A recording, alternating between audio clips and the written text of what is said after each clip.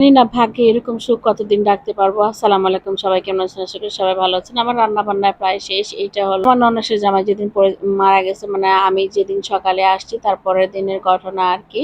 তো আব্বা সকালে ফোন দিয়ে বলতেছে, মা আমি আসতেছি। আমি বলতেছি আচ্ছা এত সকালে আসছো। তা যাই হোক, আব্বা 11:30-11টার দিকে চলে এসছে। আর আমি একটা মুরগি ছিল, আসার আগের দিন মা একটা মুরগি দিয়ে দিয়েছিল, সেই মুরগির আজকে পেঁপে দিয়ে ঝোল রান্না করলাম। আর মৃত্যুবার্ষিকী যেহেতু তাদেরকে সবাই খাবার দাবার দিবে আর কি। আমি এই ফাঁকে রান্না করলাম হলো আপনার মুরগির মাংস আর একটু ভাজি করেছিলাম। এই ফাঁকে আব্বা চলে আসছে। আব্বা দেখেন দুনিয়া কিছু নিয়ে আসছে বাড়ি থেকে, কিছু নিয়ে আসছে, মুড়ি নিয়ে আসছে, আম কাঁঠাল নিয়ে আসছে। আমার বাপ যখন কোনো কিছু নিয়ে আসে দেখেন কলাটা পর্যন্ত হাত দিয়ে বের করতেছে, সে পরন থেকে তার কাপড়টা পর্যন্ত রাখে নাই, খুলে নাই। তারপর চিনি নিয়ে আমার বাপে আমার জন্য যা কিছু করে আর আসলে এগুলো বলার কিছু নেই। আপনারা অনেক সময় দেখা যায় মুখ দিয়ে বলি কম কিন্তু হয়ে যায় বেশ। এই যে দেখেন এখানে কিন্তু ফল নিয়ে এসছে, আপেল, কমলা আমার জন্য, এটা সেটা দুনিয়ার কিছু নিয়ে আসছে, আম নিয়ে আসছে। আর এই তো একটা মিষ্টি, এই মিষ্টিটা অনেক মজা ছিল। তো আমি আজ সব আপনাদেরকে পরে দেখাবো। এখন আব্বা একটু দেরি করে না, আব্বা চলে যাবে, এক কাপ চাও খায় খেলো না আমার বাবা। কারণ বাড়ি একটা গাড়ি আনছিল, সে গাড়ি অটো গাড়ি সে রিজার্ভ করে নিয়ে আসছে। সবাই দোয়া করবেন আমার বাপের জন্য, আল্লাহ তালা আমার বাবাকে ভালো রাখুক।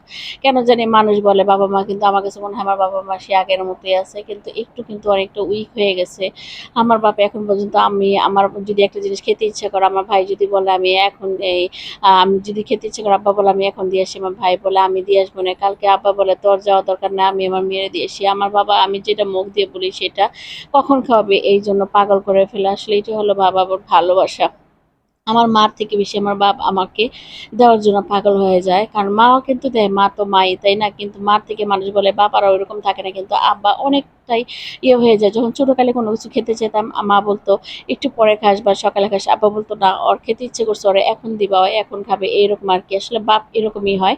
তারপর দেখেন কি কি নিয়ে আসছে। এটা হলো বিরিয়ানি রান্না করছিল রাতে, সেই বিরিয়ানিটা ফুটেছে কম, বলছে মা একটু পানি দিয়ে আবার এটাকে ভালো করে ফ্রাই ফেলো, ঠিক হয়ে যাবে। আর এটা হলো ময়মনসিংহ এর একটা মিষ্টি, এই মিষ্টিটা এত মজার ছিল যার জন্য মিষ্টিটা আমি খেতে পছন্দ করি। মিষ্টিটা আসলেই এই মিষ্টিটা নিয়ে আসে আব্বা। এই মিষ্টিটা অনেক মজার একটা মিষ্টি। এখন এটা স্বাদটা মনে হয় নষ্ট করে ফেলছে, এখন সে আগের মতো স্বাদ পাই না। চিনি পর্যন্ত নিয়ে আসছে, মুড়ি নিয়ে আসছে, আম নিয়ে আসছে, কাঁঠাল নিয়ে আসছে। তো কাঁঠালটা তাই যাই হোক, এখন আগে নাস্তা করে ফেলবো। তো এই যে দেখেন রুটি নিলাম, জোড়া মাংস নিলাম, রুটি খাবো, জোড়া মাংস খাবো, এখনো নাস্তা হয় নাই। তো ভাবলাম যে যদি আব্বা কাঁঠালটা নিয়ে আসছে কাঁঠালটা ভেঙে ফেলি। তো কাঁঠালটা আমি ভাঙলাম, এত পর্যন্ত পরিমাণ কষ এটার মধ্যে ছিল যে বলার বাহিরে। এই জন্য কাঁঠালটা আমি চাইছিলাম খালাকে দিয়ে ভাঙাইতে, এখন খালা ভাঙবে কখন, তার জন্য আমি ভাঙলাম। আর এত পরিমাণ কাঁঠালের আব্বু বলে মা কাঁঠালটা খেয়েও। এখন কাঁঠাল যে পরিমাণ দেখলাম যে কাঁঠাল শুধু পেকে গলে গেছে, কাঁঠাল দিয়ে কিচ্ছু করা হবে না।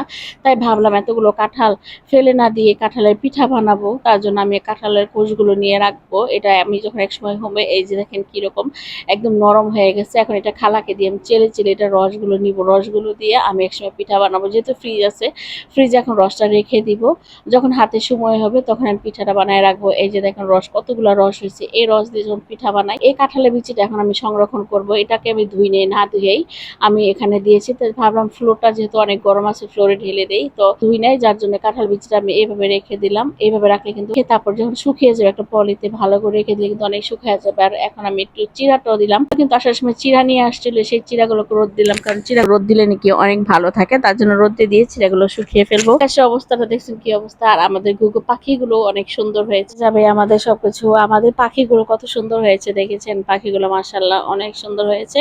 কিন্তু দুঃখের বিষয় পাখিটার মানে ডিম রাখতে পারে না। তো যাই হোক, দেখি কতদিন পর্যন্ত পালতে পারি তাদেরকে।